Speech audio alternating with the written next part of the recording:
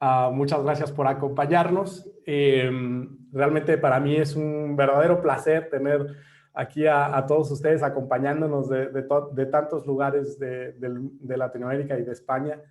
Y estamos aquí para ver este webinar que hemos preparado para ustedes, que se llama Retos de los programas de voz del cliente en los canales digitales, así o más especializado, ¿no? Estamos yendo al grado máximo de especialización de esta disciplina, de la cual, pues bueno, seguramente muchos de ustedes estarán de alguna manera vinculados y tendrán en sus distintos ámbitos de trabajo y de desempeño, pues esa inquietud por conocer más acerca de cómo poder adquirir el feedback del cliente a través de esos canales digitales, ¿no? Me presento con ustedes, pues bueno, ya el nombre ya me conocen, soy Nicolás, el acento me delata, soy mexicano, pero estoy haciendo base aquí en Madrid. Yo formo parte del equipo del corporativo de ISO y bueno, pues poco a poco me he ido especializando en esta disciplina de los programas de voz del cliente. Se ha convertido en mi pasión, en algo que realmente disfruto y tengo la fortuna de poder trabajar en proyectos en distintas industrias, distintas compañías, geografías, ayudando a pues muchas personas a diseñar, a implementar programas de voz del cliente y definitivamente pues eso me ha requerido el irme especializando, el irme preparando y por tanto pues he empleado pues mucho de mi tiempo en certificarme a través de distintas tecnologías, distintas disciplinas asociadas. Y pues bueno, espero en este webinar de una hora más media hora de preguntas poder compartir con ustedes pues algo del conocimiento que se ha generado a partir de esa experiencia. Recuerden, al final de la exposición tenemos un amplio espacio para hacer preguntas y respuestas. Entonces, en ese sentido, pues les reitero y les pido de favor que cualquier duda que les vaya surgiendo lo vayan anotando y que cuando lleguemos a ese espacio de preguntas y respuestas, pues utilicemos el espacio dentro de Zoom para darle cierto orden y que yo pueda pues darle salida a todas sus dudas y todas sus preguntas. Contenidos que hemos preparado en la agenda el día de hoy para ustedes. Son 3 apartados más el espacio de preguntas y respuestas. El primer apartado lo que busca es darle contexto, ubicarnos en dónde estamos parados, qué es lo que ha pasado en los últimos, pues diría yo, 24 meses, poco más, que se nos ha venido una ola de tecnología, de evolución tecnológica, y eso nos ha dejado un tanto descolocados. Todavía no terminamos de asimilar qué es lo que nos atravesó y como individuos, como sociedad, como clientes, como empresas y actores dentro de la transformación de la experiencia de cliente, pues es necesario ofrecer un contexto, ¿no? Ofrecer un contexto y ver hacia dónde vamos y cuáles son las expectativas en los próximos años. El siguiente apartado sería hablar un poco acerca de la experiencia digital y cuáles son las herramientas o las técnicas que tenemos a nuestra disposición para poder entenderla, para poder desgranarla y en ese sentido incorporarla a una estrategia de gestión de la experiencia. Y luego entraremos al core de lo que es la presentación, en donde yo les propongo 5 retos asociados a los programas de voz del cliente en los ámbitos digitales. Esos retos yo los he identificado a partir de, como les mencionaba al inicio, de mi experiencia en la implementación de programas que implican el abordar canales digitales, llámese web o llámese aplicativos móviles.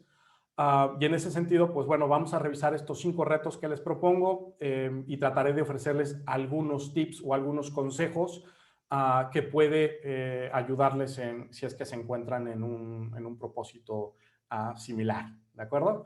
Bueno, pues esa es la agenda. Bienvenidos los que se están incorporando y pues vamos a darle paso adelante para aprovechar al máximo el tiempo.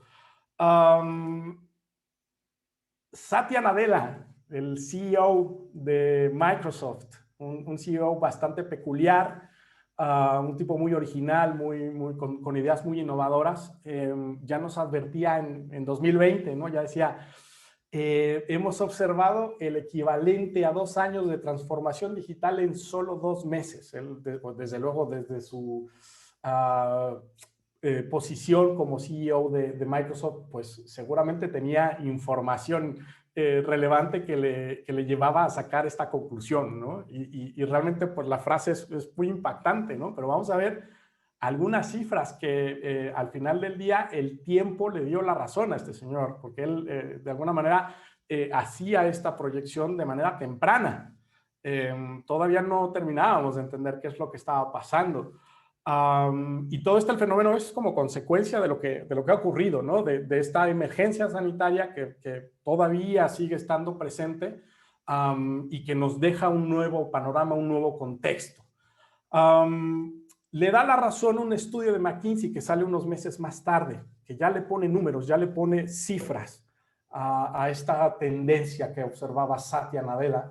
Y dice McKinsey, bueno, vamos a revisar qué es lo que está ocurriendo en el ámbito digital y veamos en primera instancia un primer dato, ¿no? El share de interacciones de clientes que ocurren de forma digital, ¿no? ¿Cómo está el share?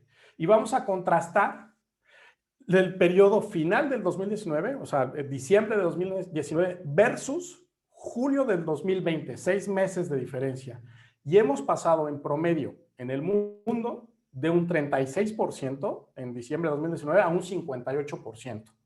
Más del 50% de las interacciones hoy en día en promedio en el mundo ocurren en el ámbito digital, ¿no? Entonces ese es un primer plano que nos brinda algo de contexto, ¿no? Ya por ahí nos empezamos a dar cuenta. Desafortunadamente el estudio no hace el corte por Latinoamérica, pero de alguna manera nos da esa sensibilidad y nos marca la pauta para lo que venía después, ¿no? Porque aquí apenas estamos hablando de 2020.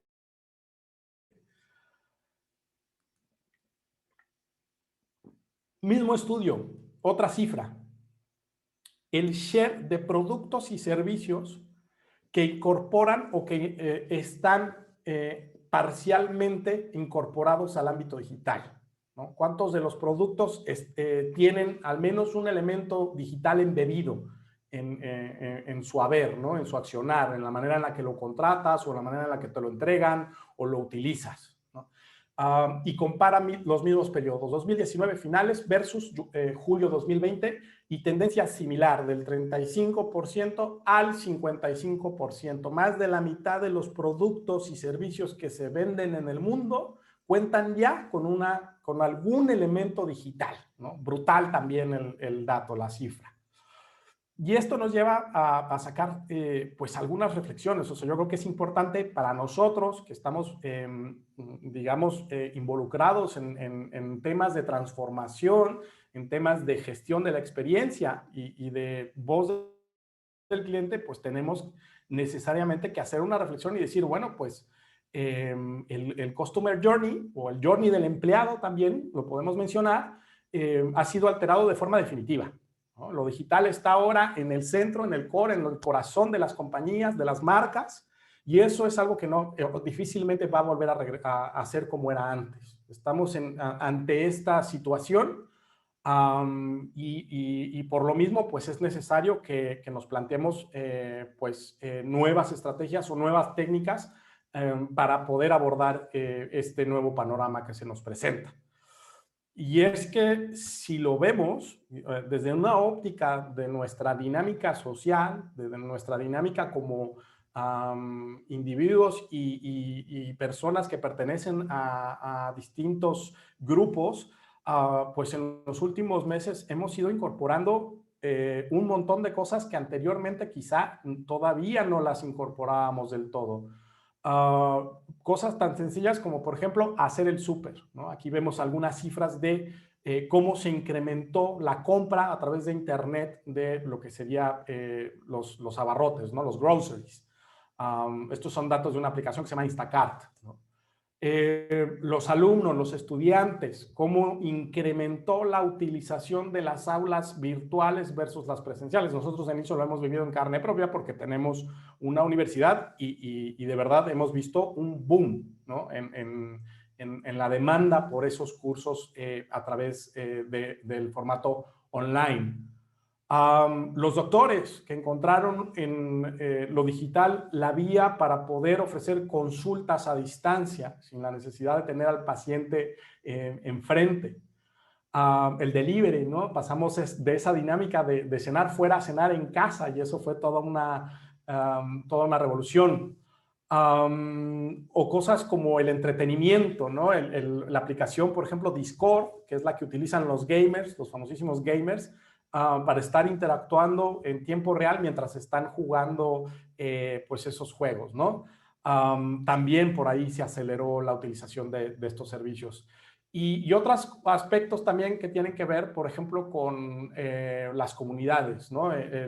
Cómo puedes interactuar con tu vecindario, con tus vecinos y juntos construir pues, un entorno pues, que sea más adecuado y que nos podamos ayudar unos a otros, pues es también parte de estas tendencias que se aceleraron en los últimos, pues yo diría, par de años, ¿no?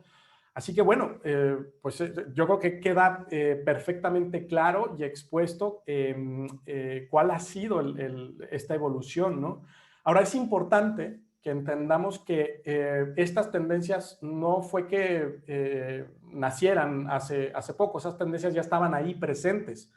Lo que ocurrió es que se aceleraron, y se aceleraron pues de una manera destacada, ¿no? O sea, una manera vertiginosa, y en ese sentido, pues lo que tenemos es una historia de ganadores y de perdedores, porque sí que estos ejemplos que hemos estado viendo, pues son muy bonitos y estas cifras, pues nos parecen interesantes, pero también tenemos que tener claro que no todos han sido ganadores en esta aceleración de la conversión digital.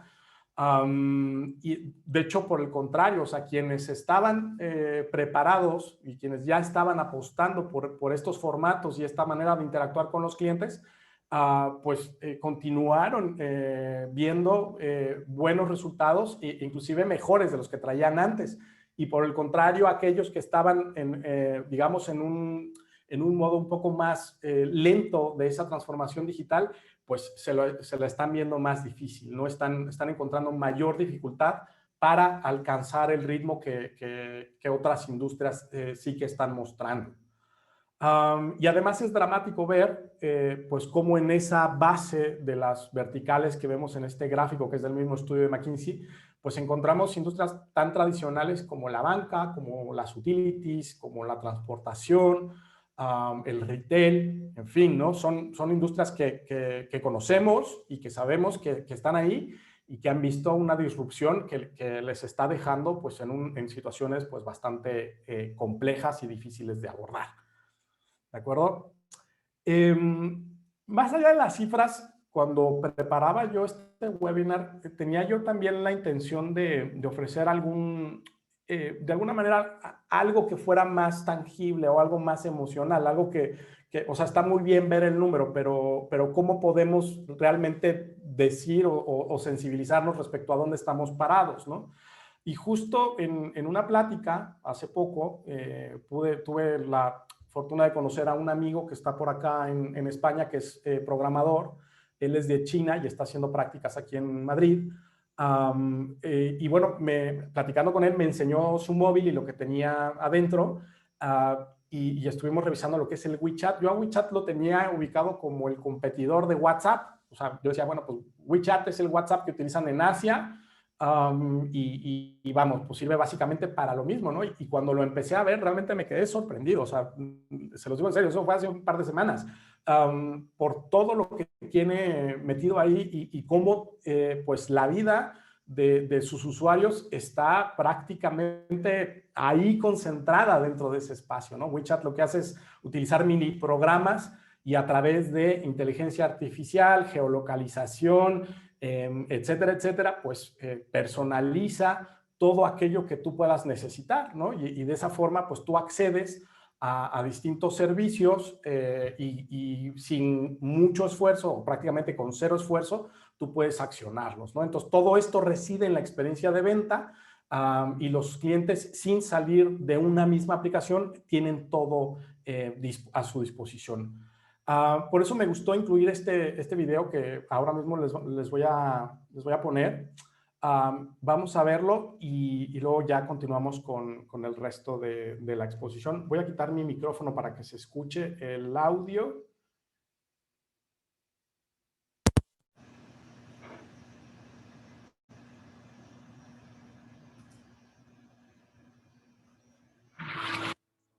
Before the very first email was ever sent out, no one knew that information could be sent instantaneously. Before the World Wide Web was invented, no one knew that the whole world would be available through a computer screen. As the world evolves, the tools that people use to connect with the world will also keep changing. Maybe the future can bring even more possibilities. Just imagine when the tools we use are better integrated with our needs.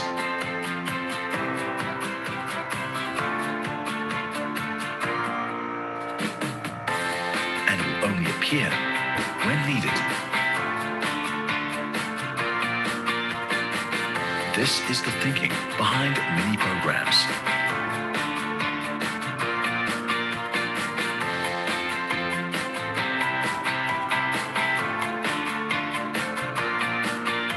It's a way of simplifying by reducing tools to their essentials and make them lighter and more direct in serving their purpose.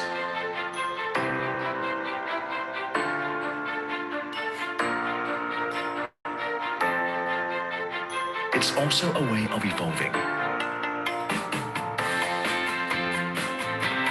freeing up services,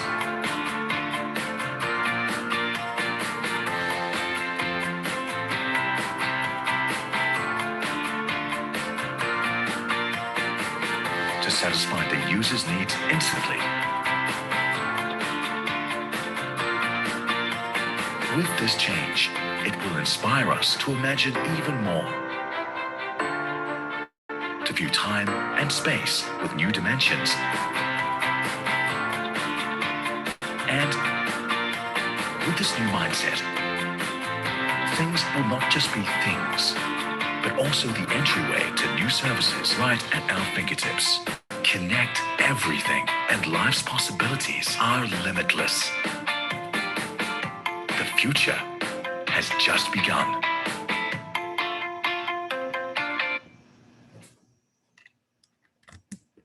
Bueno, espero que se me escuche de vuelta. Pues nada, ¿no? Como les decía, para mí, pues esto que está ocurriendo en otras latitudes, principalmente en Asia, en China, pues sí que nos hace reflexionar y sí nos pone en una situación en donde decimos, bueno, pues esto ya es una realidad, o sea, no es algo, WeChat no está haciendo una proyección del futuro, WeChat ya te está describiendo lo que está ocurriendo en muchos sitios ahora mismo en el mundo, y creo que tarde o temprano los países latinoamericanos y Occidente, ¿no? En general, pues poco a poco va a ir entrando en esa nueva dinámica en donde pues todos los servicios están ahí disponibles de forma instantánea y con esfuerzo igual a cero, ¿no? Ahora, creo que es importante hacer esa reflexión de la que hablábamos, en donde pues no todos han sido ganadores, no todos han habido también perdedores en esta historia, y en ese sentido también buscaba yo el poder tener alguna pista que ofrecerles respecto a cuál es el impacto de no trabajar bien en una experiencia digital.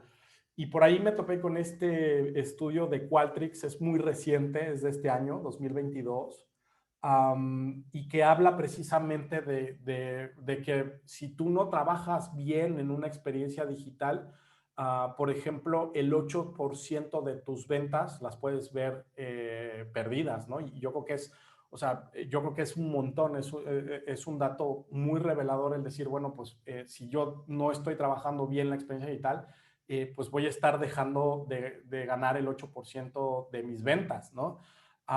Y luego también habla de que hay otros efectos colaterales, no nada más es la conversión, no nada más es la compra, sino que también hay muchas veces que los usuarios quizá acceden a tu sitio web o a tu aplicación sin la intención de realizar una transacción, simplemente con otros propósitos, y el no tener una buena experiencia puede reducir en gran medida su deseo de regresar a tu sitio, ¿no? Entonces, pues por ahí también puedes ver ese impacto negativo.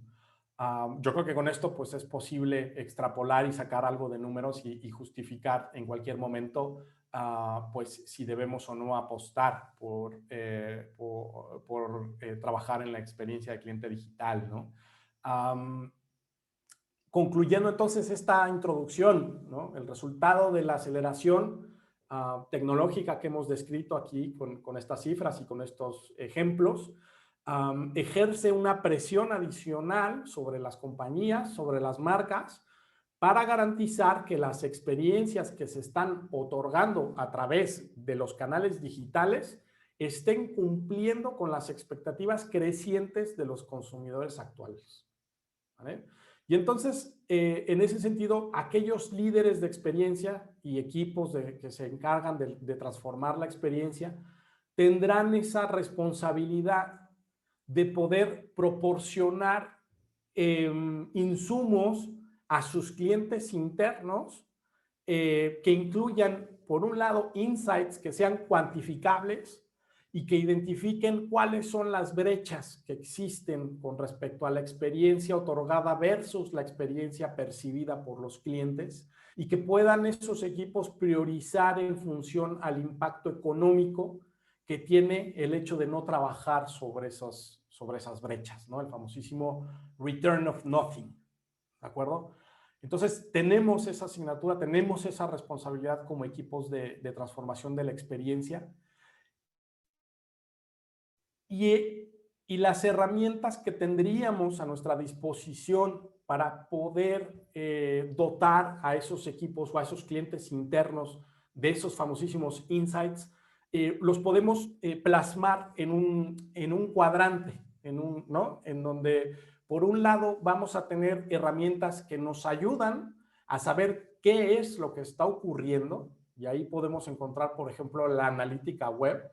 Básicamente sería Google Analytics y todos sus derivados. Ahí lo que estamos haciendo es, por ejemplo, calcular cuántos usuarios tenemos, cuántas visitas, cuántos de ellos se están convirtiendo, en dónde, cuántos abandonan, qué tan bien funcionan nuestros call to action. En fin, toda esa gama de analítica que tenemos disponible que nos ayuda para saber pues, cómo está ocurriendo, ¿no? Lo podemos acompañar con esas técnicas A/B testing, en donde vemos pues, cómo es el performance de las distintas versiones, vemos cómo se comporta la experiencia para los distintos arquetipos que estamos trabajando. Y la otra parte sería las herramientas que te ayudan a entender por qué está pasando lo que está pasando. Es decir, si estoy perdiendo visitas, si no están convirtiendo, si están abandonando, si no están haciendo clic mis usuarios, necesito saber por qué. Porque si no, no hay forma de empezar a trabajar, no hay manera de corregir las desviaciones. Y para eso tenemos dos herramientas. Una de ellas es bastante nueva, que sería lo que es toda la gama de Experience Analytics. Allí encontraríamos soluciones como Glassbox o el propio Decibel de Medallia. Y estas herramientas lo que hacen es que te permiten ver en tiempo real cómo están ocurriendo los flujos de los journeys de tus sitios web o de tus aplicativos móviles. Y además puedes consultar o puedes hacer replay de la experiencia de los usuarios en momentos específicos.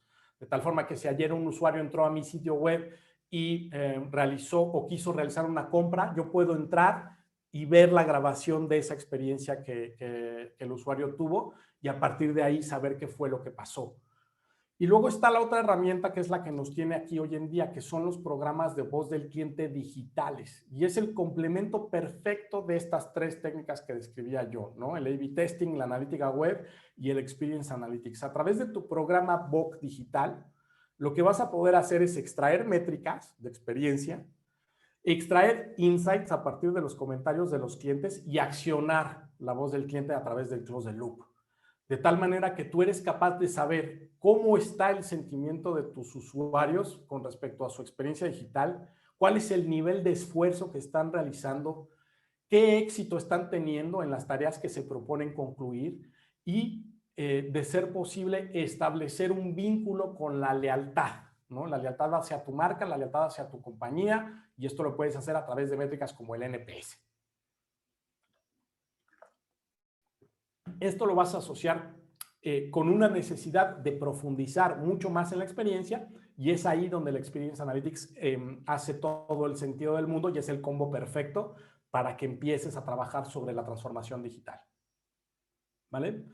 Ahora nos vamos a centrar en lo que son los programas de voz del cliente digitales, pero antes de eso quería yo hacer una pausa y lanzarles un reto. Yo creo que sería un error no aprovechar que estamos aquí reunidos, pues muchos expertos en la materia de distintos lugares, de distintas compañías, y no hacer alguna especie de sondeo o de punto de situación que nos ayude pues a alinear un poco más las expectativas. Entonces, a través de Zoom voy a iniciar una votación y les voy a pedir que me ayuden a identificar o a elegir el reto que ustedes desde su ámbito de trabajo están enfrentando en la actualidad con respecto a mejorar la experiencia digital de los clientes. ¿De acuerdo? Entonces, bueno, voy a iniciar la votación y me decía Mario que para mostrar los resultados, no sé si se ven. Se muestran después, en cuanto la gente vote, luego ya muestras el resultado. Ok, perfecto. Bueno, ahí vamos avanzando. Ya tenemos ahí un montón de votos. A ver si no nos gana el otros. Ese sería el peor escenario. No, no quiero sesgar. Vamos muy bien.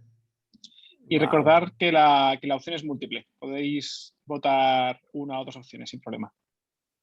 Genial, Mario. Gracias.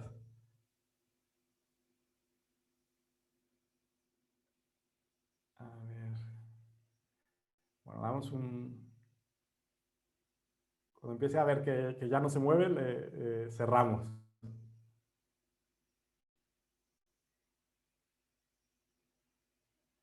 Ok, fantástico. Bueno, voy a finalizar la votación y Mario, tú me dices si se ve. Compartir resultados, ¿no? Imagino que lo pueden ver ahí todos. Esto... Dice Claudia que hubiera puesto dos, no te preocupes. Bueno, se supone que están viendo ustedes los resultados de la votación por ahí. La opción más elegida con el 47% es la número 2. ¿Cómo elegir la técnica más adecuada para interactuar con los usuarios? Así que bueno, en segundo orden habría por ahí en segundo orden estaría la identificación de los momentos clave para saber cuándo interactuar con los usuarios. Y luego la alineación de los líderes y equipos de trabajo para finalmente hablar de accionar el feedback. Por ahí creo que podemos sacar conclusiones también de cómo se comportó la votación, porque probablemente estamos todavía muchos de nosotros en etapas muy tempranas y por tanto nos preocupa más la elección de la técnica que probablemente a cómo accionar el feedback. Eso es natural, ¿no? O sea, no puedo accionar el feedback si todavía estoy en una fase de inspección o de descubrimiento, de definición de qué estrategia voy a utilizar para evaluar la experiencia digital. Muchas gracias a todos los que participaron. Recuerden, vayan anotando sus preguntas en el chat, porque al final tenemos una sesión de preguntas y respuestas y así de esa manera pues podemos ir mucho más rápido en la exposición. Vamos entonces a nuestro tercer apartado el día de hoy, si me lo permiten, que es el core del webinar, el core de la presentación. Les propongo yo 5 retos a partir de mi experiencia implementando programas de voz del cliente digitales. El primero de ellos son el enfoque de Customer Journeys. Yo sé que es trillado, pero creo que ahora cobra mucha relevancia, más que nunca. Los métodos de medición o enfoques de medición, que es pues esto que ustedes han mencionado con mayor énfasis en la votación. El targeting, el famosísimo targeting, cómo lo podemos emplear. El roadmap de implementación, que desde mi punto de vista es importantísimo tenerlo presente. Y finalmente, lo que es el modelo de gobierno, ese sistema que te va a permitir sacarle jugo a tu programa de voz del cliente digital.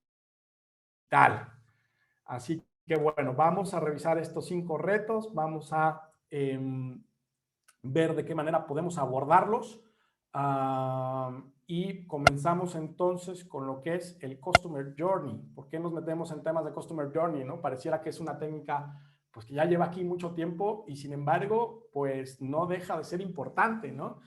Y es que yo creo que cuando hablamos de experiencia digital, llega a ser tan profunda y tan profusa la casuística de una experiencia digital que tener un enfoque de Customer Journey es básico, es esencial para que tú puedas identificar y priorizar cuáles van a ser las trayectorias y los momentos relevantes en donde quieres pedirle a tus usuarios que te den feedback. Si no te vas a perder, los sitios web y las aplicaciones móviles tienen muchos caminos, muchas trayectorias y de pronto es complejo empezar, ¿no? Y en ese sentido yo lo que te recomiendo es que te plantees simplificar la vista de tus journeys digitales y que comiences con 3 journeys muy básicos. No quiero decir sencillos, más bien quiero decir prácticos. Esos 3 journeys que son únicos, los puedes dividir en estas 3 fases, ¿no? Primero estaría esa típica fase de Aware and Learn, de descubrimiento, en donde el usuario se acerca tal vez por primera vez a tu sitio web o a tu app y empieza a conocer más acerca de tu producto, acerca de tu servicio. Y aquí lo que te interesa es controlar perfectamente lo que hay en tu homepage, cómo está tu página de productos y de servicios, los recursos adicionales y los menús de navegación. Esas son esenciales en esta etapa de descubrimiento y es importante porque recordemos, si el usuario entra, no se siente cómodo o no obtuvo una buena experiencia, no va a volver o no va a regresar. Entonces, controlemos muy bien el journey de descubrimiento. Segundo, el journey de conversión, lo que nos trae el dinero, ¿no? Lo que hace que el negocio perdure. Bueno, aquí lo que está buscando el usuario es realizar una tarea en específico, alcanzar un objetivo. Aspectos relevantes de la conversión, el onboarding.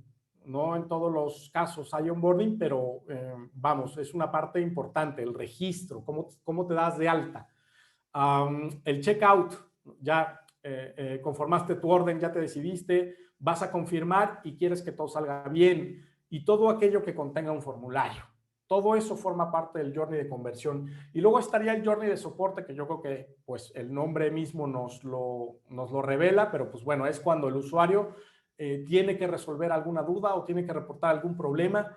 Esto incluye la administración de su cuenta, ¿no? En donde están sus datos, la forma de pago, todo esto. Los foros, las comunidades son muy importantes, las preguntas frecuentes, páginas de contacto e inclusive los chatbots. Entonces, no te pierdas, utiliza el enfoque de los journeys y trata de simplificarlo para por lo menos tener estas 3 visiones controladas y darles prioridad al momento en el cual quieres empezar a implementar un programa de voz del cliente en los ámbitos digitales. En algún momento, cuando vayas madurando tu programa VOC, vas a llegar a un punto en donde tal vez puedas plantearte un VOC Journey o un Journey VOC, ¿no? En donde a lo mejor aquí ya puedes empezar a mapear cuáles son las mediciones que tienes montadas, en dónde estás midiendo, en qué etapas, a través de qué técnicas, qué indicadores estás obteniendo de vuelta. Y eso ya empieza a tener una forma mucho más robusta y ayuda muchísimo a que los equipos que están gestionando los programas de voz del cliente pues sepan en dónde están parados y sepan qué priorizar y cómo estructurar pues todo lo que tiene que ocurrir en torno al programa de voz del cliente. No es nada más los cuestionarios y tal, sino que también pues tiene que ver con todo lo que gira en torno a esto, que puede ser desde protocolos closed the loop, programas de innovación, estrategia, en fin, ¿no? Reportes, coaching, todo lo que se pueda desprender de este planteamiento, ¿no? Segundo reto, enfoques de medición, métodos de medición. Aquí tienes que elegir cuidadosamente qué técnica vas a utilizar para abordar a tus clientes y pedirles feedback. Abordar no es un término que a mí me encanta, pero la realidad es que no hay una traducción directa al español de la palabra engage. Aquí de lo que se trata es de hacer un engage con los usuarios. Y para ello vas a tener distintas técnicas o distintos enfoques. Entonces, es importante que tengas claro en qué momentos utilizas uno u otro enfoque. Vamos a verlos ahora. Para simplificar, los vamos a agrupar en dos, para hacerlo más sencillo, más fácil de comprender. Tienes, por un lado, el enfoque activo o push, en donde lo que haces es que de manera premeditada tú vas a interceptar al usuario en un momento concreto de su trayectoria y le vas a pedir que te dé retroalimentación. Y por otro lado tienes el enfoque pasivo. Y este funciona mediante ubicar en sitios estratégicos de tu app o de tu web un espacio en donde el usuario se pueda acercar por cuenta propia y dejarte su feedback, ¿no? A eso les llamamos también always on. Entonces, son los dos enfoques que tú vas a tener disponibles, el activo y el pasivo. Ahora, el enfoque activo tiene necesariamente que utilizar targeting. Esto es, tienes que elegir muy bien en qué momento vas a interrumpir la navegación del usuario. Y llega a tener tasas de respuesta en torno al 3 y el 5%. Es decir, de las invitaciones que tú vas a estar desplegando a los usuarios a través del targeting, más o menos entre el 3 y el 5% te van a aceptar la invitación y te van a contestar la encuesta. Por el contrario, en el ámbito pasivo tienes una tasa de respuesta mucho menor, que está en torno al 1%.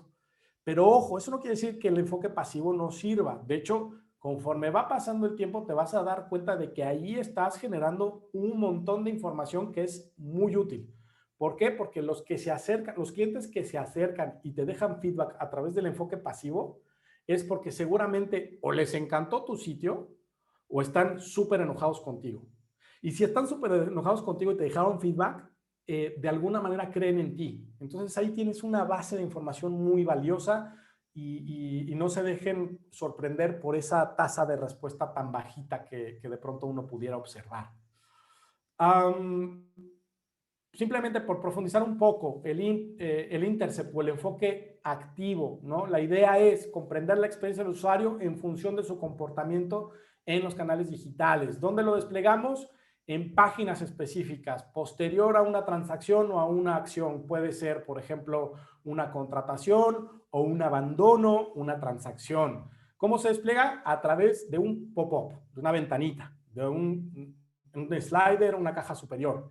¿Y qué contiene? Bueno, contiene, para empezar, tendría que contener al menos una página, o recomendablemente una página, y entre 2 y 5 preguntas top. Más de 5 preguntas en un enfoque activo ya te estás pasando. Preguntas específicas acerca de ese momento del journey y recomendable ir por una métrica que sea equivalente al NPS transaccional. Aquí tenemos un ejemplo, este me lo inventé yo. ¿No? Aquí lo que vemos es, por ejemplo, una app de health, ¿no? de terapia, de fisioterapia, y vemos cómo estando navegando en la app, pues aparece un pop-up en la parte de abajo que dice ayúdanos a mejorar, ¿no? Y un call to action que dice calificar. El usuario tiene la opción de, el usuario va a tener la opción o de cerrarlo o de aceptar la invitación. En caso lo acepte, pues bueno, lo llevamos a otra ventana en donde pues nos va a ayudar a responder estas preguntas. Como pueden ver, pues con 3 o 4 preguntas tengo más que suficiente para extraer la información que necesito y se acabó. 1 minuto y ya tengo el feedback. Si acaso le muestro una ventana de agradecimiento por haberme dado su feedback. ¿De acuerdo? Always on, el otro enfoque, el enfoque pasivo. Tener un canal pull habilitado para que los clientes pues, se puedan acercar contigo, dejar sus comentarios. ¿Para qué te ayuda? Bueno, te ayuda a segmentar los problemas de tu sitio web. Facilita priorizar en dónde tienes que trabajar. ¿Dónde lo vamos a colocar? Es transversal. Tiene que estar en todos los sitios de tu aplicación o de tu página web. Aunque puedes excluirlo en ciertas páginas, ¿no? Si hace sentido. ¿Cómo se despliega? Normalmente a través de un botón lateral o a través de una opción en alguno de tus menús. ¿Y qué contiene? Bueno, pues una encuesta entre 4 y 6 preguntas máximo y lo que vas a preguntar es sobre aspectos generales del canal o de la propiedad. Recomendable utilizar un rating en vez de utilizar un NPS. Esto ocurre porque al concentrar gran cantidad de detractores, aquí no vale la pena emplear un NPS porque vas a tener un NPS muy sesgado. Entonces, mejor vete por el rating en donde el usuario puede rankear su experiencia de la aplicación. Aquí les pongo un ejemplo real, ¿no? El botón lateral y al hacer clic, el usuario puede evaluar su experiencia general con el sitio a través de un rating. Normalmente son 5 estrellitas o 5 caritas de felices y a partir de ahí ya obtienes el resultado. Ejemplos reales, pues aquí vemos un ejemplo de la aplicación de BBVA, aquí tiene valorar la app, su encuesta. Esta otra me parece que es de una telco, sí, es de Telcel, una telco mexicana, lo mismo, ¿no? En el menú lateral está aquí la opción y bueno, la encuesta, ¿no? Para que los usuarios dejen ahí sus comentarios. Bueno, tercer reto, targeting. Las interacciones digitales tienen una ventaja sobre las interacciones que no son digitales. Y es que aquí podemos recuperar información operativa del usuario o de su navegación de forma instantánea. Por cómo están estructuradas y por cómo se plantean, es muy fácil en el momento en el que tú estás capturando a un usuario, recuperar información que es valiosa que después puedes utilizar para generar reglas de targeting. Esto es ser capaz de utilizar variables como reglas para desplegar la invitación, para dar feedback en momentos precisos y llevarlo también a un alto grado de personalización.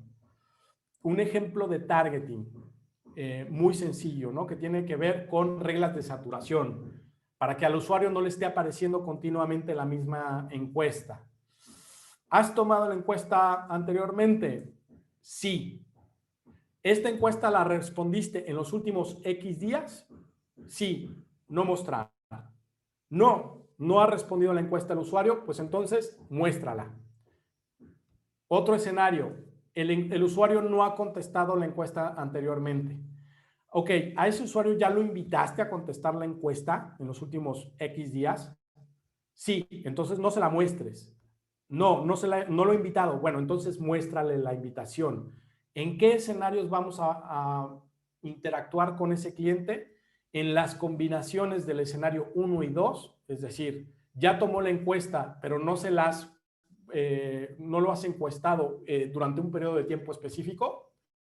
Y el escenario 3 y 4, que es no ha tomado la encuesta y además no lo has invitado en los últimos X días, ¿no? Esas son reglas de negocio que dependiendo del ciclo de tu negocio, pues tú mismo vas a definir.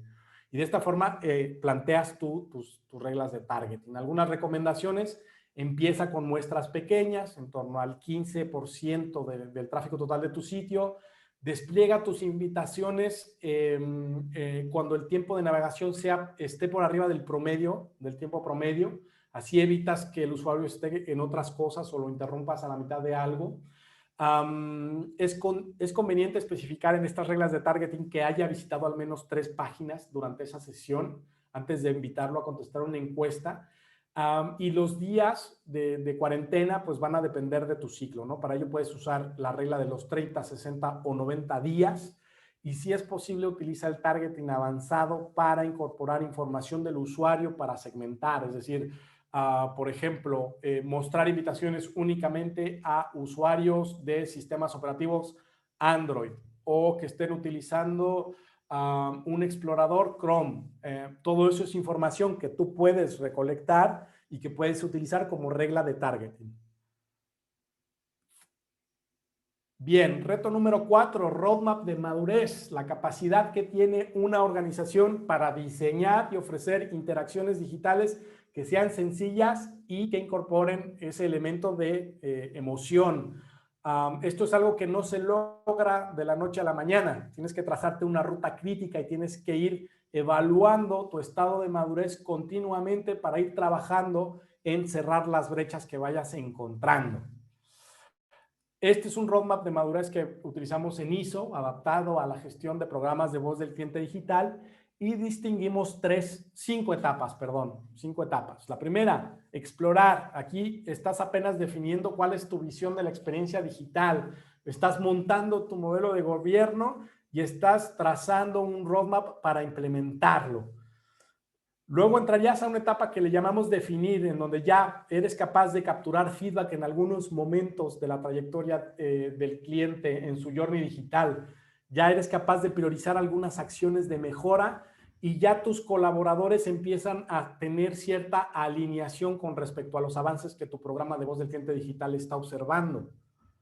Extender sería la siguiente fase. Aquí lo que haces es empezar a medir otras interacciones, otras propiedades, otros canales digitales, amplitud de tu programa de voz del cliente. Empiezas a capacitar y a empoderar a tus colaboradores para que incorporen esa visión customer-centric.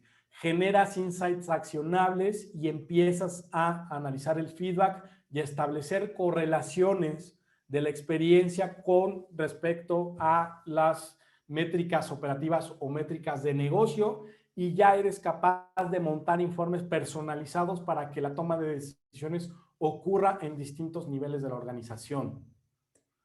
La consolidación llega cuando ya el seguimiento es sistemático, ya las situaciones puntuales que tus clientes te trasladan a través de tus mediciones hacen que automáticamente la organización se active de forma natural, de forma simple, no lo tienes que estar forzando, y empiezas a trabajar sobre mejoras continuas a las interacciones e incorporas ya toda la información que proviene del feedback hacia tus sistemas y hacia tus protocolos. Por ejemplo, pues el que puedas desplegar la valoración del cliente en tu CRM, ¿no? Por poner un ejemplo. Y finalmente llega la etapa de optimizar, en donde ya empiezas a innovar, ¿no? Ya detectas oportunidades para transformar las experiencias, incorporas el diseño human-centric en la mejora de las experiencias digitales y consistentemente estás entregando nuevas experiencias digitales. Este es el grado máximo. Ahora, ¿qué pasa? No necesariamente tienes que estar al 100% en todas y cada una de estas etapas para poder avanzar en aspectos puntuales de cada una de ellas. Te puede pasar que tengas, por ejemplo, informes personalizados y que todavía no tengas claro cuál es tu visión de la experiencia digital. O sea, llega a pasar. Entonces, aquí el objetivo es que tú puedas tomar estos atributos de cada una de estas fases y que puedas hacer una evaluación del estado de madurez de tu programa de voz del cliente digital y que en función a ello vayas poniendo en marcha acciones para poder cada vez ir logrando un mayor nivel de madurez. Y último reto, modelo de gobierno. Ya se nos está yendo el tiempo rapidísimo. El modelo de gobierno es un sistema. Sus componentes te van a ayudar a habilitar la toma de decisiones eficaz en todos los niveles de la organización. Niveles estratégicos, niveles tácticos, niveles operativos. Y esto ayuda a que los colaboradores encuentren ese famosísimo accountability, ¿no? Que es tan buscado hoy en día, que se sientan dueños de los resultados y que estén alineados y que trabajen en pos de la obtención de los mismos.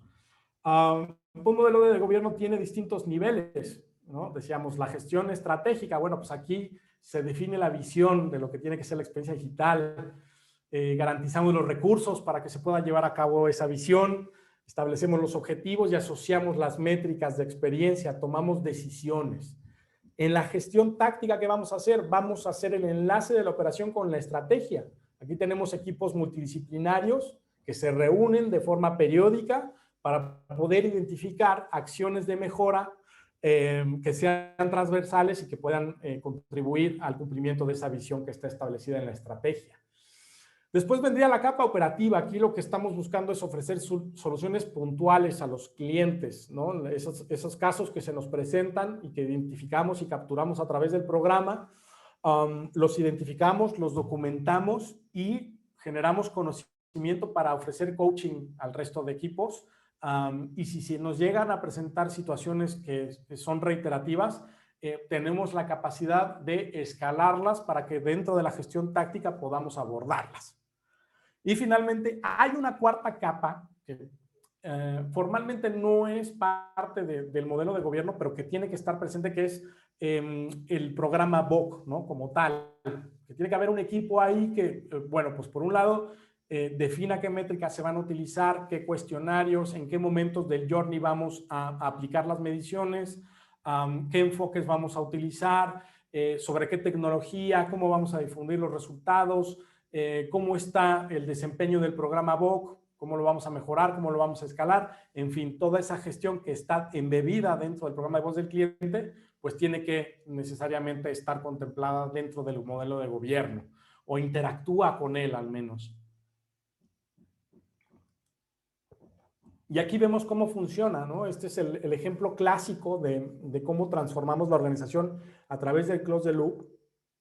Vamos a tener al centro el feedback digital y lo que hacemos en el primer bucle, en el primer ciclo de gestión operativa, el amarillo, es que recibimos los casos, los valoramos, contactamos a los clientes, les ofrecemos una resolución, tipificamos las causas raíz y aprendemos. Aprendemos y mejoramos, ofrecemos coaching. Y luego está el otro bucle, que es el bucle de la transformación que ocurre en la capa táctica. Y ahí lo que vamos a hacer es identificar cuáles son las necesidades de nuestros usuarios, vamos a ver cuáles son las oportunidades, vamos a generar ideas, innovación para poder prototipar, validar e implementar. Ese es el bucle de la transformación. Y la idea es que trabajes ambos de manera simultánea. Ya para ir concluyendo, quería yo enseñarles un caso real. Este lo saqué de BBVA. Para mí, bueno, muchos de ustedes lo sabrán, es una aplicación de banca en línea que ha ganado muchos premios, o sea, lo hacen muy bien. Y justo hace poco estaba yo queriendo contratar un fondo de inversión por distintas razones. Quería yo ahí pues guardar algo de dinero que no estuviera tan expuesto en una cuenta corriente y que me diera algo de rendimientos. Entonces, empecé yo a explorar qué opciones tenía la app, ¿no? Y de entrada, pues, tiene claramente identificado ese journey de conversión, ¿no? Porque tiene ahí ese símbolo de más abajo que dice contratar, pues allí están todos los productos, todos los servicios. Y empecé a explorar lo que eran los fondos de inversión. Dado que no estaba yo todavía pues 100% seguro de que quería contratarlo, pues la verdad es que sí inicié el proceso, pero lo detuve en algún momento. Me salí del flujo. Y lo primero que hizo la app fue preguntarme, oye, ¿estás seguro de que quieres abandonar el proceso? ¿No? O sea, me pregunta si realmente quiero abandonarlo y le confirmé que sí. Y en ese momento me apareció una encuesta, ¿no? Es decir, aquí ya vemos cómo emplearon el enfoque activo en un journey de conversión con un target de abandono, ¿vale? O sea, todos los conceptos que hemos estado revisando en esta presentación están aquí presentes, ¿no? Pero no queda ahí, o sea, BBVA lo lleva a un paso más, ¿no? Y aplica lo que veíamos en el modelo de gobierno, en el modelo de transformación, y es que ellos, al haber identificado, yo la verdad es que contesté la encuesta y reporté que todo estaba bien con mi experiencia, que los califiqué bien, realmente encontré lo que estaba buscando, y a partir de ahí ellos habrán de alguna manera reconocido que no era un problema con mi experiencia digital, que simple y sencillamente yo había interrumpido y había abandonado el proceso, probablemente con la intención de regresar en algún momento, y 24 horas después me hicieron llegar un correo diciéndome que ya me faltaba muy poco para contratar mi fondo. Eso es Close the Loop. Muchas veces lo confundimos y pensamos que Close the Loop es nada más dar seguimiento a problemas, a clientes enojados, que también, o sea, sí lo es, sí es parte del Close the Loop, pero realmente cuando empiezas a monetizar tu programa de voz del cliente, es cuando logras emplear este tipo de fórmulas. ¿Vale? Bueno, algunas recomendaciones, ya rápido. ¿Qué es recomendable hacer y qué no? En términos de mejorar la experiencia digital con un programa de voz del cliente. Solicitar feedback en momentos clave o etapas clave del journey. Combinar el enfoque pasivo y el enfoque activo. Utilizar look and feel consistente con el de tu sitio web o el de tu app. Cuida mucho esa parte del UX. Estandariza las métricas en la medida de lo posible para que puedas comparar peras con peras y manzanas con manzanas. Recolecta la información del usuario, quién es, en dónde está, a qué hora, en qué página, qué call to action hizo clic, todo eso recupéralo porque después te va a servir para hacer análisis. Establece una conversación en la cual puedas accionar el feedback. ¿Qué cosas tienes que evitar? Pues no interrumpir la navegación del usuario en momentos clave. O sea, espérate a que el usuario decida si termina o no termina. Evita pedir feedback más de una vez en una misma sesión. No seas tan incisivo en la solicitud del feedback. Utiliza el targeting para evitar esta saturación. Que tus cuestionarios no lleven más de un minuto poder completarlos. Y no saques al usuario de la app, fuera de la app, para que te deje tu feedback. Trata de mantenerlo ahí dentro o de regresarlo en caso de que lo quieras abordar para pedirle feedback. Bueno, hasta aquí llega la presentación. Tenemos todavía, bueno, pues parece que con puntualidad aquí milimétrica nos hemos llevado la hora que teníamos programada para revisar los conceptos. Y ahora, pues me gustaría dar pie a la sesión de preguntas y respuestas. Por ahí, Mario, no sé si tú me puedes ayudar a activar esa modalidad. Hola, Nico. Sí, simplemente clicas en preguntas y respuestas y te debería salirte un listado, empezando por Michelle, seguido por Jorge. Ok, ya la veo. Listo. Perfecto, buenísimo. Y están dadas por votación. Genial. Bueno, pues vamos a ver. Trataré de responder en la medida de lo posible. Y muchas gracias a todos los que dejan por aquí sus preguntas. La verdad que es un verdadero placer poder intercambiar aquí conceptos y conocimiento con ustedes. Dice Michelle, ¿cómo debatir la opinión de que las encuestas son solo de vanidad y no reflejan la realidad?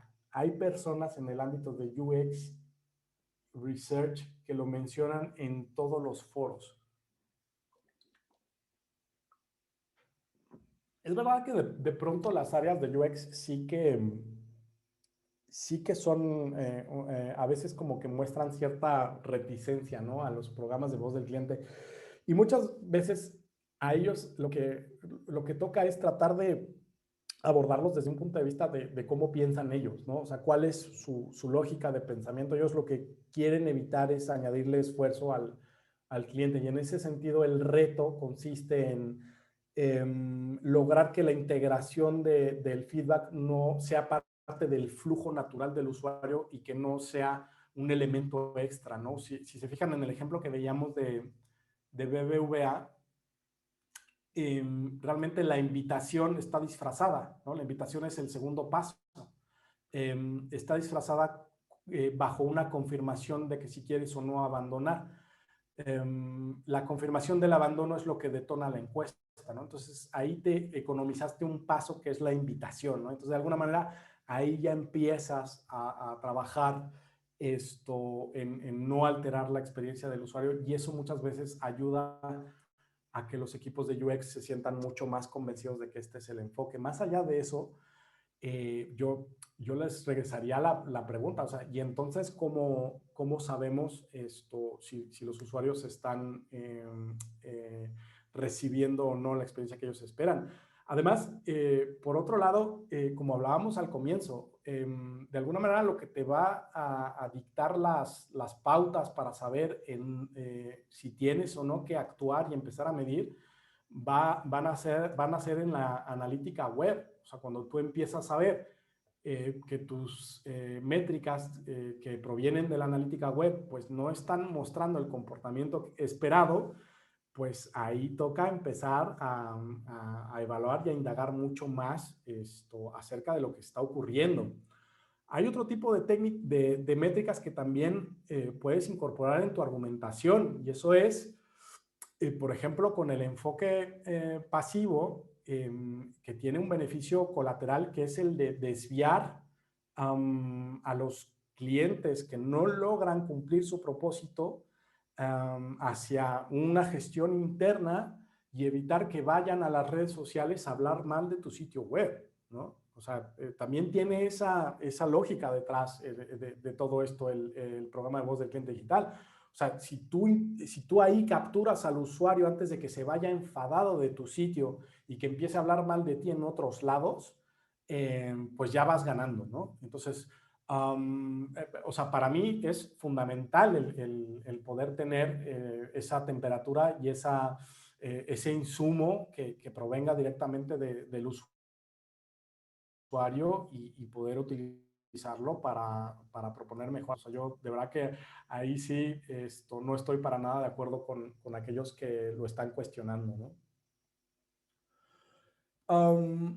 Diana Ospina nos pregunta, ¿cómo conversa la tasa de respuesta? Ejemplo, 1% con un margen de error confiable, es decir, ¿cómo argumentar que esa tasa o volumen de respuesta sigue siendo confiable a pesar de la teoría de tener unos volúmenes de respuesta mínimos bajo un universo de clientes perfilado?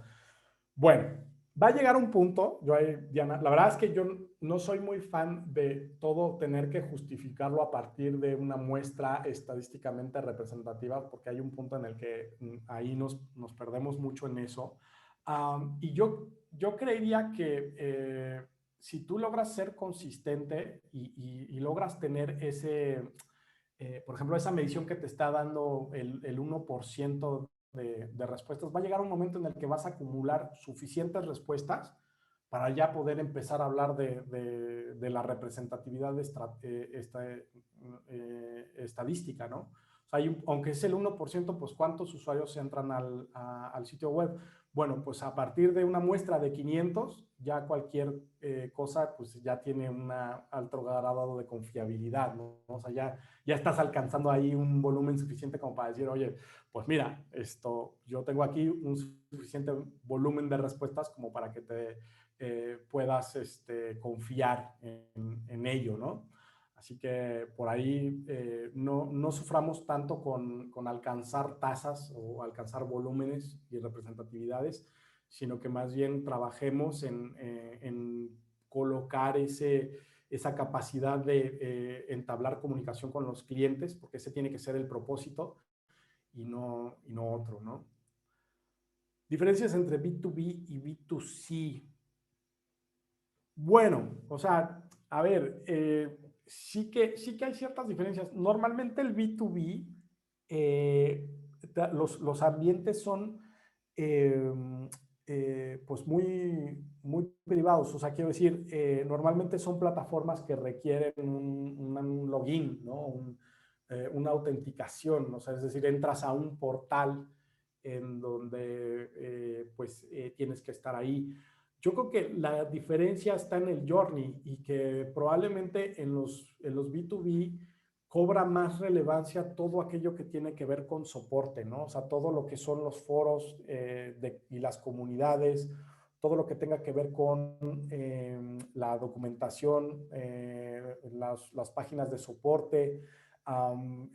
Yo creo que ahí es en donde empiezas a encontrar mayor relevancia, ¿no? Y creo que en el B2C es más importante la conversión y el aware and learn, ¿no? El descubrimiento. O sea, yo creo que ahí serían las grandes diferencias. Más allá de eso, las técnicas siguen siendo las mismas. Probablemente en el B2B te cargas más hacia lo pasivo, porque dado que tienes ahí pues una comunicación mucho más directa y más cercana con tus clientes, pues probablemente basta con que ellos sepan en dónde te pueden buscar para trasladarte algo, mientras que en el B2C, en donde es un volumen mucho más amplio y hay mucho más anonimato o no tienes tanta cercanía, o se te puede presentar ese escenario, pues sí que de pronto tienes que recargar más hacia el enfoque pasivo y perseguir un poco más a tus usuarios para que te den retroalimentación, ¿no?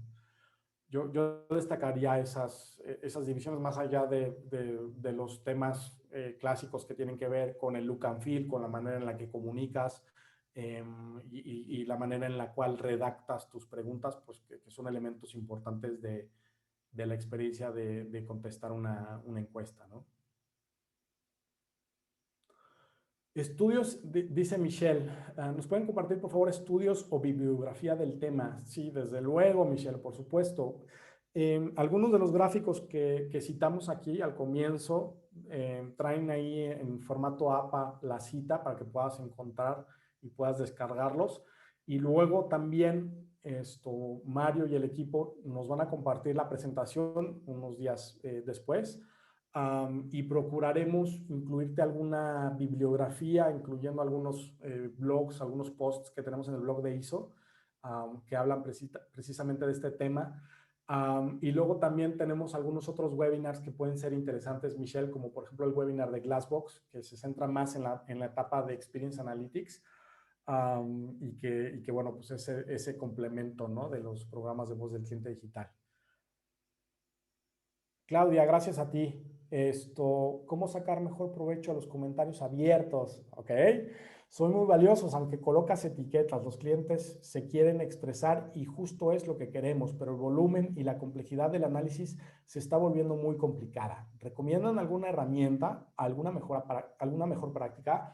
Sí, Claudia, por supuesto. De hecho, hace unos días presentaba a nuestro CEO en el Congreso de la DEC, por allá me parece que fue en Chile, no recuerdo dónde fue, y abría su ponencia con la encuesta de IKEA, en donde únicamente venía una pregunta abierta, ¿no?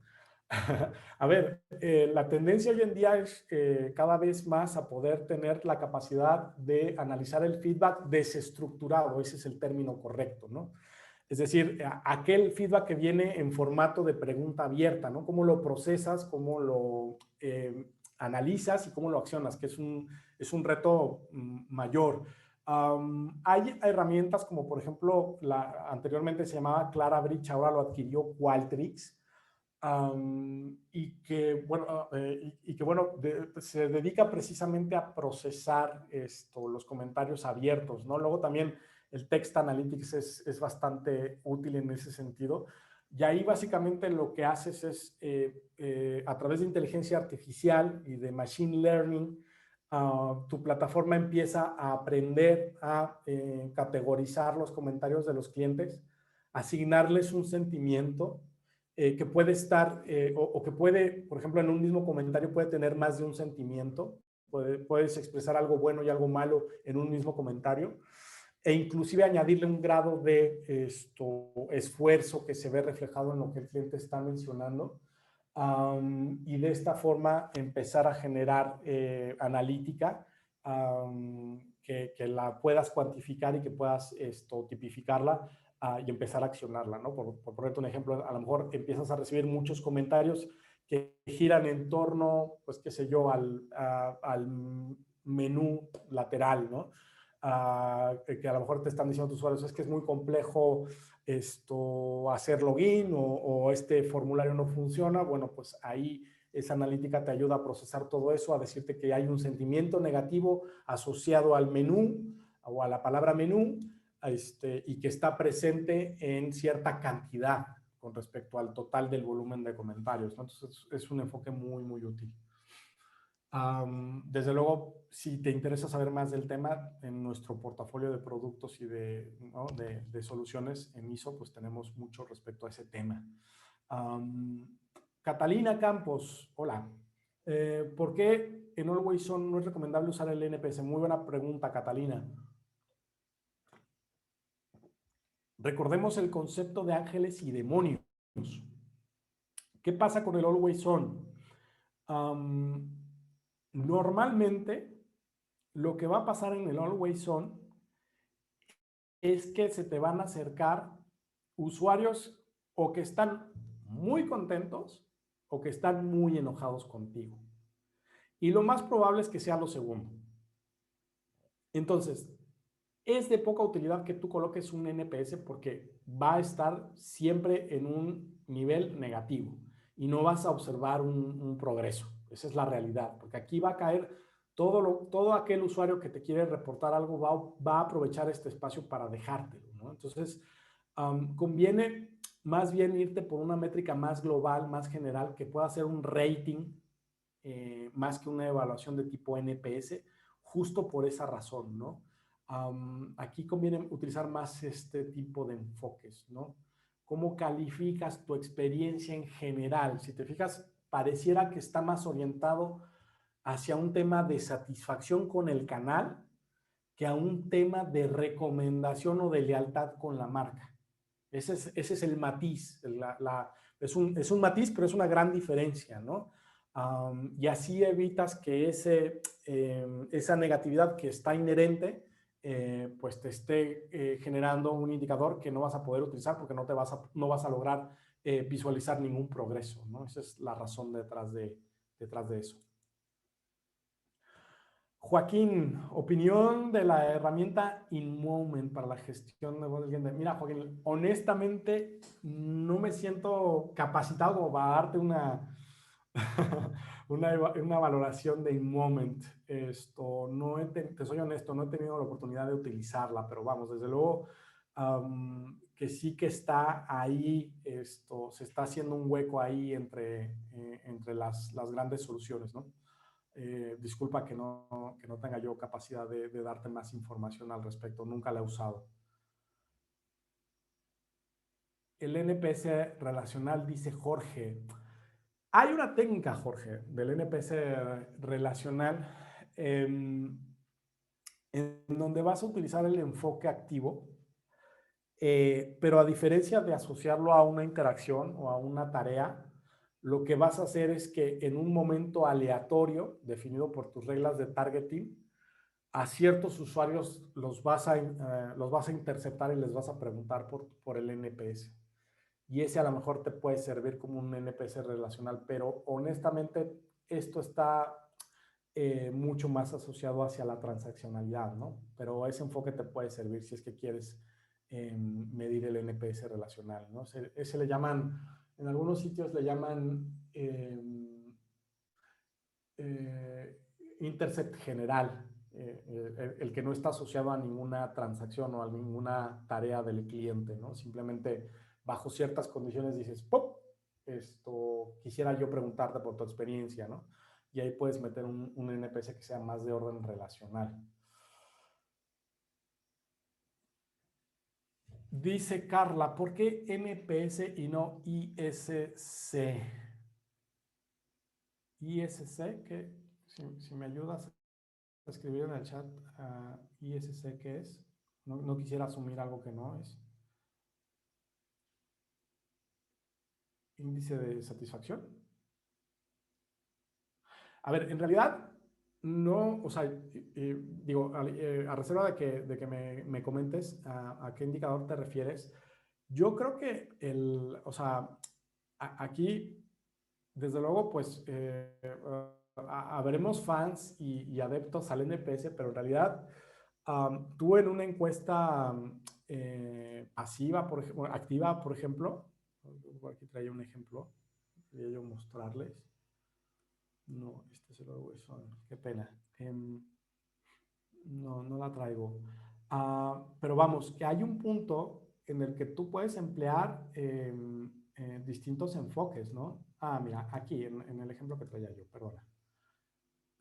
Tú puedes utilizar distintas métricas. Si te fijas, este de aquí, ¿qué tan fácil fue para ti realizar el registro? Pues es una especie de Customer Effort Score. A lo mejor no está bajo el estándar que ahora la escala es de 1 a 7, pero sigue siendo un Customer Effort Score. O sea, en realidad, tú decides cuál es la métrica que quieres utilizar y cuál es la métrica que hace sentido y que mejor encaja a tu organización. A nosotros siempre nos encanta utilizar el NPS porque, bueno, pues es sencillo de interpretar, porque sabemos que tiene correlación con la lealtad, pero luego, pues, por ejemplo, el CES sí que es muy interesante. La satisfacción a mí, te soy honesto, sí que es posible emplearla, pero creo que creo que se refiere más hacia aspectos puntuales, ¿no? Y de pronto no es un indicador que te pueda dar la visión que te puede, de la lealtad de tus clientes que necesitas para poder hacer otro tipo de proyecciones, ¿no? Sí, CSAT, gracias, Carlos. Sí, se refiere a CSAT. A ver, de alguna manera en el enfoque pasivo sí que estás utilizando algo muy parecido al OSAT, ¿no? Que le llaman en algunos sitios Overall Satisfaction, ¿no? Por ahí te enfocas más hacia la satisfacción con el canal um, que hacia la lealtad por las razones que estábamos comentando hace algunos momentos, ¿no? Pero insisto, o sea, tú defines cuáles son los índices de experiencia que quieres utilizar. Eso depende de ti, de las prioridades de tu negocio, no esa fuerza que tengas que utilizar el NPS. Dice Astrid, las preguntas, reglas de targeting para que el cliente no conteste una encuesta en varias ocasiones. ¿Puede llegar a afectar la experiencia por la cantidad de preguntas que tenga que responder el cliente? A ver, es una pregunta interesante, Astrid, pero creo que son dos preguntas en una, ¿no? O sea, una cosa es la cantidad de preguntas que incluyes y otra cosa es las reglas de saturación. Definitivamente, si tu encuesta es muy larga, pues tendrás que ampliar las reglas de saturación. O sea, estos X días pues tendrán que ser más, ¿no? Porque si el esfuerzo es muy alto para responder la encuesta, conviene dejar más tiempo entre una invitación y otra, ¿no? Pero luego yo seguiría también las reglas de las recomendaciones que hacíamos. O sea, realmente, si tú estás con un enfoque activo, ya más de 4 preguntas me resulta demasiado. O sea, ahí ya te estás yendo de límite. La manera más fácil de saber cuántas preguntas puedes incluir en tu cuestionario es cronometrarlo. Si lo puedes responder en menos de un minuto, pues tienes ahí ese baremo, estás dentro de lo razonablemente aceptable. No, es más, ni siquiera te diría yo que un minuto, 30 segundos tendrías que poder hacerlo. Cediel, ¿cómo recomiendas la interpretación o mezcla de la voz si aplicamos mediciones push y pull, especialmente para tener el buy-in de los stakeholders y de los líderes respectivos? Claro, sí, o sea, yo creo que, a ver, va a haber un punto en el que es muy difícil combinar ambas métricas en un mismo reporte. O sea, de entrada, por un lado estás midiendo una escala de satisfacción amplia general y por otro lado estás extrayendo un índice de experiencia. Entonces, no hace sentido tratar de combinarlas.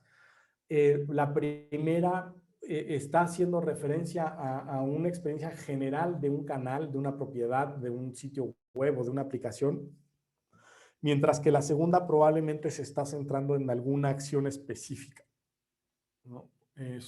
Por ahí quien me preguntaba acerca del NPS relacional, pues aquí está ese enfoque que decíamos, ¿no? El General Intercept, ¿no? Que lo puedes utilizar y que es transversal y que no importa en qué momento de la trayectoria del cliente estés, lo puedes emplear.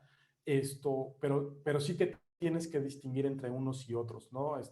Estos son más de un orden transaccional, los behavioral, los intercepts que están asociados a tareas, mientras que los otros están más en un orden relacional y probablemente pues, se refieran más a temas globales o generales del canal, ¿no?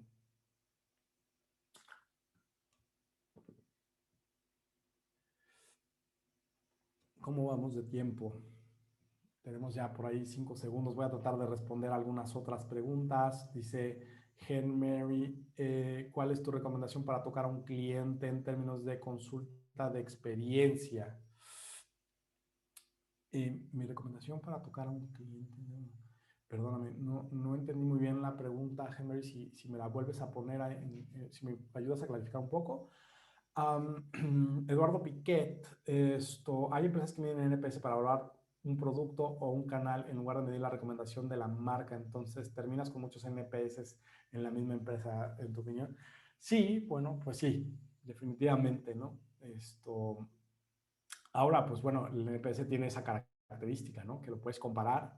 Entonces, pues al final del día, cuando hablamos de transacciones, pues sí que es muy interesante el poder comparar cómo están los niveles de lealtad y hacerlo a través del NPS. Entonces, o sea, hay un punto en el que no te genera tanto ruido el tener NPS en cada uno de los touchpoints que estás midiendo, ¿no? Porque te ofrece esa cualidad de poder compararlo.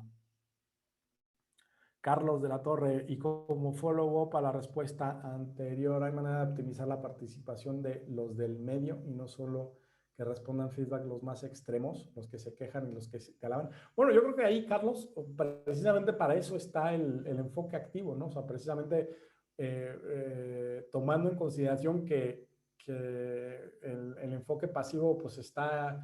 los usuarios no lo están utilizando o no estás logrando generar el volumen que estás buscando, pues para eso utilizas el enfoque activo, ¿no? Esa es una de las razones de ser del mismo. Me quedan 2 preguntas, o sea que voy a acabar, pero justo. Anastasia Rivera, considerando un modelo donde los comentarios de las encuestas, según el viaje de los clientes, llegan a las tareas dueñas de la etapa para gestionarlo al tiempo. Ay, no, perdóname, Anastasia, no me quedó muy clara tu pregunta. Discúlpame, seguramente ya estoy un poco viendo visiones con tantas preguntas, pero a ver, lo que quería comentarles es, no se preocupen que luego a través de la comunicación que Mario y el equipo van a estar haciéndoles llegar, vamos a tener ahí canales de comunicación con todos ustedes para resolver más inquietudes y más dudas, ¿no? El bench del NPS para el sector digital comercial. También podemos ahí, Bertina, pues ofrecerte ahí algunas. Es difícil comparar el sector digital, porque depende en gran medida de tus usuarios, pero sí que hay algunos benchmarks que, dependiendo tu vertical, pues te pueden servir de referencia. No los traigo a la mano, pero sí que los podemos obtener. Bueno, pues muy agradecido del tiempo dedicado. Espero que la presentación haya sido de su agrado. Una última reflexión para que nos lo llevemos. Esta viene de un analista, Lori Wisdo, de Forrester, que nos dejó en 2015. La quise dejar en inglés porque es difícil hacer la traducción que refleje lo que está diciendo, ¿no? Pero más o menos dice que no creas valor en un laboratorio, en un estudio de diseño o en una planta de manufactura. En realidad tú creas valor en el momento en el que tus usuarios usan, implementan o consumen tu producto o servicio. De mi parte es todo, les agradezco un montón, muchos éxitos y ojalá que tengamos oportunidad de seguir interactuando más adelante. Hasta luego. Hasta luego, muchas gracias a todos.